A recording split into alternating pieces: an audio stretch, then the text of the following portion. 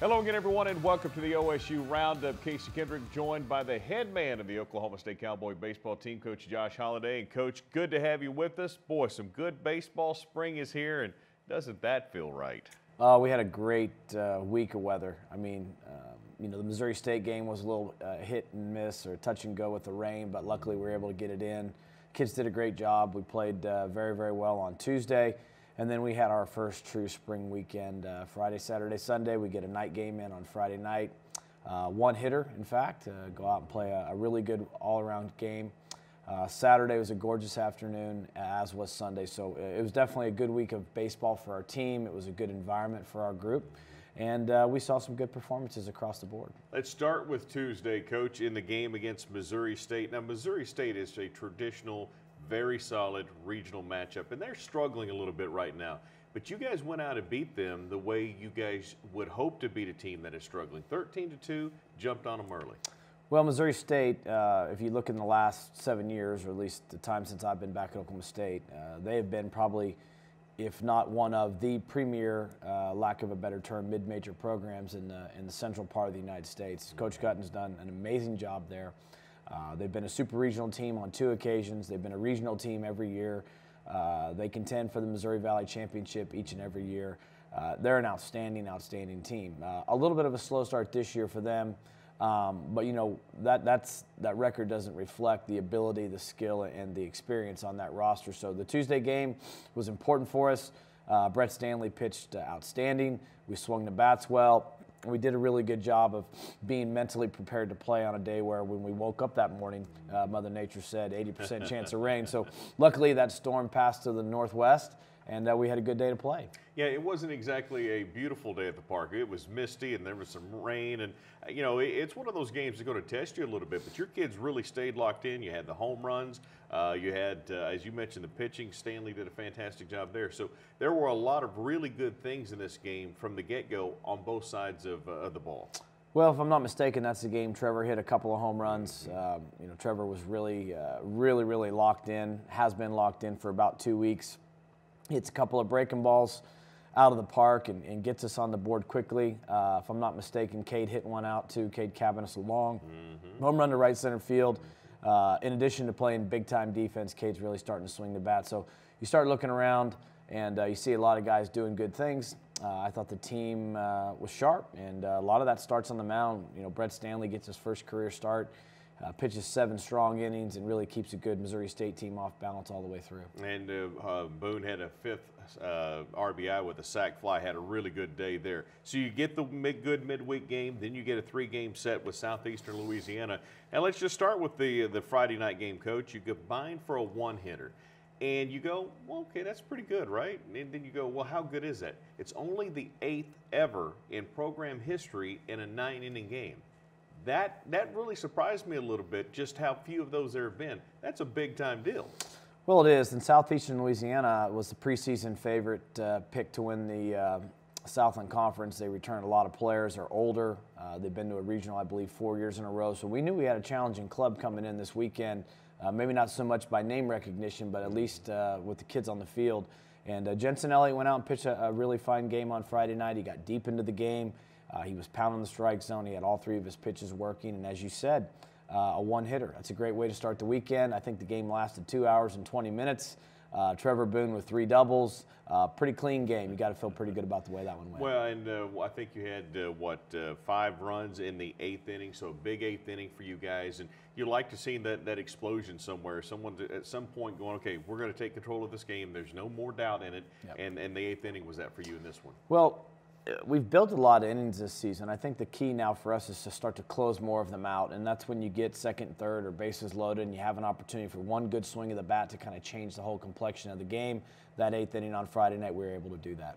Cowboys get the first one, 9-0. They would go for the series win on Saturday. We'll talk about that and more. Let's take a quick break. We'll continue right after this.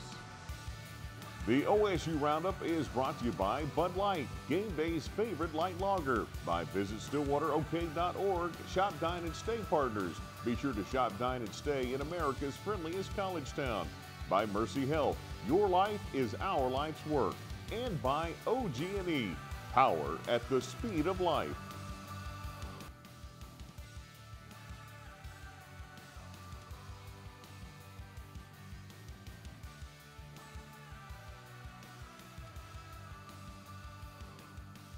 Welcome back, talking Oklahoma State baseball. The Cowboys in a series this past weekend against Southeastern Louisiana. Coming up, we'll look ahead to the last Big 12 opener in Allie P. Reynolds Stadium as Kansas State comes in, and we'll talk to Coach about that. But first things first, Coach, you guys get the series win with a 5-1 win. Started down, though, in this one as Southeastern Louisiana able to score in the top of one.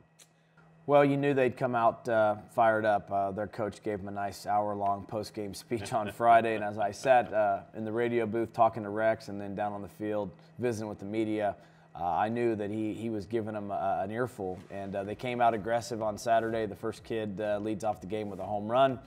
Jake Lyons is getting his first start, but I was really proud of Jake. He settled in, gave us 4 quality innings, pitched into the 5th, at which point in time we went to the bullpen. Joe Lenhart came in and pitched out of some traffic. And then, the great thing that happened Saturday is they respond, they get the home run, they got a little momentum, and we turned right back around. And Andrew Navigado, who on Saturday I thought had his best game as a Cowboy, turns right around and hits an opposite field dinger to put us back ahead. He had countless big-time plays at third base that day. And just a good response by our team as they came out and tried to push back into the series. We didn't let them. And then from there, our pitching continued to slam the door. We did do some good things on offense, and we held on. We didn't separate so much that game, but we did hold on. Our bullpen was once again very, very good. And you win game 2 feeling pretty good about, where you're at headed into Sunday. Yeah, you had got 4 RBIs from Navigado, which you talked about his day. Boone struggled a little bit. First time he struggled. He's been so hot as of late. He struggled a little bit in this one. But you were able to use 5 arms. And I know, midweek games are used for a lot of those. But in opportunities now, as you get ready for Big 12 play, and we are there now, you want to get that opportunity. You were able to put a lot of guys on the mound. Well, we have some depth on the staff this year, and I think you saw that in a day like Saturday and Sunday both, where on Saturday a guy like Joe Lenhart comes in, very good experienced pitcher. Logan Gregg gets in there. We start using Brady Basso. We get to Peyton Battenfield. We run some guys in there that have different types of pitches that match up extremely well, that can make it really difficult on the opposing team to try to score in innings 5 through 9. And that's what you want to be able to do. You don't want to give them many good pitches to hit in those later innings when the game is usually on the line. Well, and on Sunday you were going for the series sweep, and obviously it was a little better effort by Southeastern Louisiana. They came out, Coach, obviously very fired up. You talked about it. It's so hard to dominate a team. That's why these series are that's what baseball's about. It is so hard to get a 3-game sweep of anybody. But they came out, obviously a little bit of anxiety, if you will, and found a way to get a win. Well, I give them credit. They have a good ball club. We've caught them at a point in the season where they've yet to find their stride or get that inner belief going with their team. I think Sunday was a day that for them was probably a must-win in their eyes as far as not wanting to come in here and get swept. We came out. We had a good matchup on the mound. Mitchell was not able to settle in and find his command. We go to the bullpen earlier. The bullpen stabilizes the game. We get an opportunity to fight back. And there was some good jabbing going back and forth. We got on the scoreboard and we pushed them. We had opportunities in later innings for maybe one thing here, one thing there goes our way. Next thing you know, it could be a tie game. But they didn't break. We bent them a little bit, but they didn't break. And it's a learning opportunity for us of what mentality and what edge you have to play with in the 3rd game of a weekend, having already won the first 2.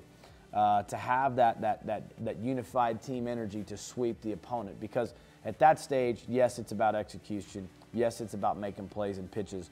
But it's also about how hard can you fight to find a way, no matter what it takes, to get the job done. And that's what the biggest challenge on Sunday was for us, was to try to get that momentum to shift all the way back. We had a good look late in the game. As I told the kids, in my mind, I envisioned us winning that game late. But their kid made a pitch at the end of the game that was the difference. So you turn the page, you take a 3-1 week every time you can get it.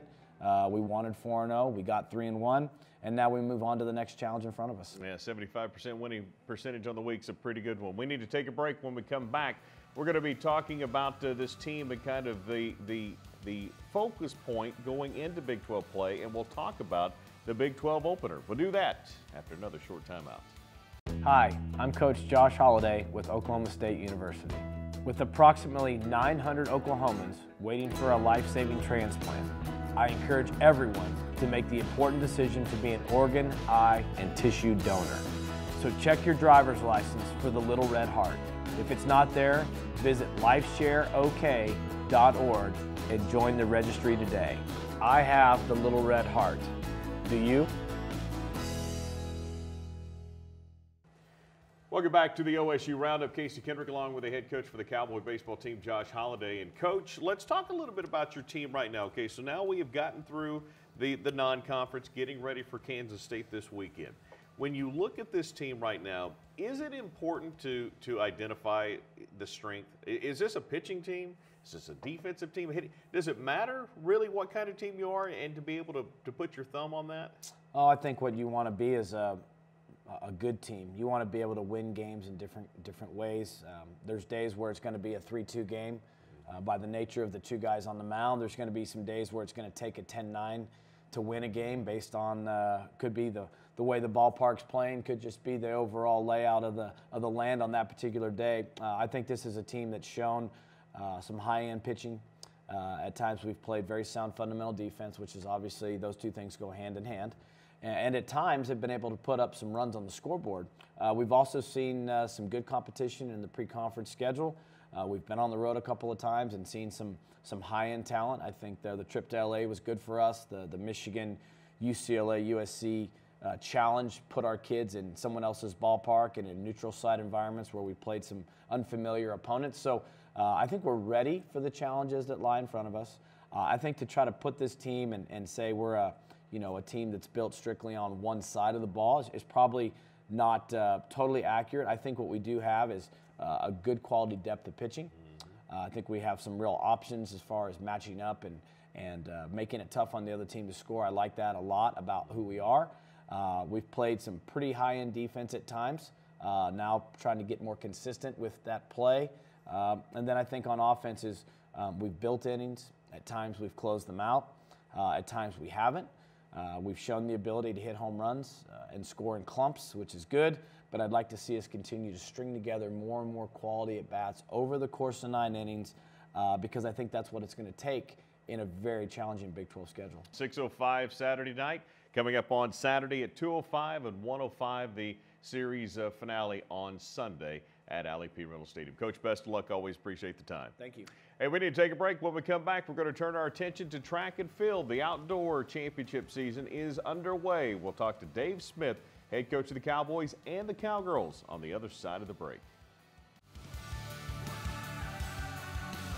Welcome back to the show. We are joined now by the director for track and field and the head coach for both the men's and the women's teams track and field and cross country at Oklahoma State, Dave Smith. Coach, it's certainly a pleasure to have you with us. Yeah, thanks for having me. You guys, of course, are coming off the finishing up the indoor, Yep. and you guys had a couple of events in which you had All-Americans. Kind of talk about the indoor a little bit this year. Well, I think the indoor season went really well. Even at the conference level, we are kind of in a rebuilding phase. We lost a lot of really talented athletes in the last couple of years, and I went in pretty apprehensive. We had a pretty good conference meet, and we've had some emerging stars that you've kind of referenced. And our women's DMR finished third. That's the highest finish for either men's or women's team in the history of OSU in the distance medley. So really proud of them. I think they were a little disappointed because they went there running to win, and I think that's kind of what they were focused on. And it just takes everybody has to be perfectly on their day, and to have all 4 women at the same time, it's tough. So we had a good meet. They finished third, and then on the men's side, Jacob Fincham-Dukes, who's just been incredible for us. He's a senior now in the long jump, and we haven't had a lot of success in that area, in the last 20 years, but he's certainly turned that around and was 4th. He was leading the competition, and like I told Coach Holder, it's amazing in a sport like track and field how narrow the window is for success or failure. And he jumped 794 centimeters and lost by 3. Yeah. And if you think of that I tell people it'd be like going to a baseball game and giving your pitch of the ball and saying your best pitch is 100 miles an hour. If you throw 100 miles an hour, we win. If you throw 99.63, we lose. Yeah. We are now moving into the outdoor season. Before we get a break and talk about that, which do you like better? Is one better than the other? Well, traditionally, as a traditional track and field coach and athlete and fan, I like the outdoor season. Yeah. But for our program, the indoor season shapes up much better for what we can compete in well right now. We've got a lot of middle distance runners, and in the indoor season, there's a little more point allocation in those events. And when we get to outdoor season, we lose some of those points and those opportunities. So we're a better indoor team right now than an outdoor team. There are some chances for some All-Americans in the outdoor. Let's take a quick break. We'll talk about the schedule, and we'll talk about the season and what to expect as we take another timeout. We'll be back right after this.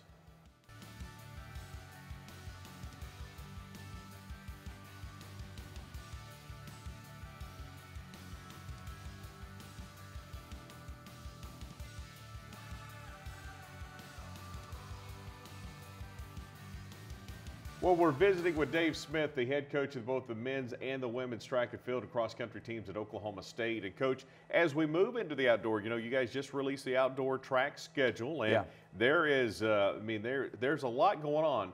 But at the end of this month, there's a whole lot going on. Yeah. Well, you know, again, our roster's expanded. Now we have athletes in different event areas. And what's good for a distance runner, 50 degrees and cool and no wind, isn't the same as what's good for a sprinter. A sprinter wants to get a little warm weather, maybe a little wind, a little humidity. So we send our athletes during the outdoor season a bunch of different directions. We want each athlete to get the opportunity to compete in conditions that are best for them. We qualify for the national championships based on performance, based on time, anytime during the year. So we've got to find those areas of the country that give those athletes the best opportunity. So yeah, we're going all over the place. Well, you know, and for people who might think, well, okay, well then if all the best sprinters are going to a warm climate, why not go to somewhere where it's kind of cool and win? But it's not about just the winning, it's about the times, right? Yeah, the way track and field works is only about your time. And it doesn't matter, your win-loss record over the year, it doesn't matter. It's how fast did you run, how far did you jump, how far did you throw. That's what gets you into the national championships. So, you know, the sprinters love to go to Texas. We're going to Texas relays. We're going to Arizona twice. They have a good meet down in Tucson. It's hot. It's a nice track.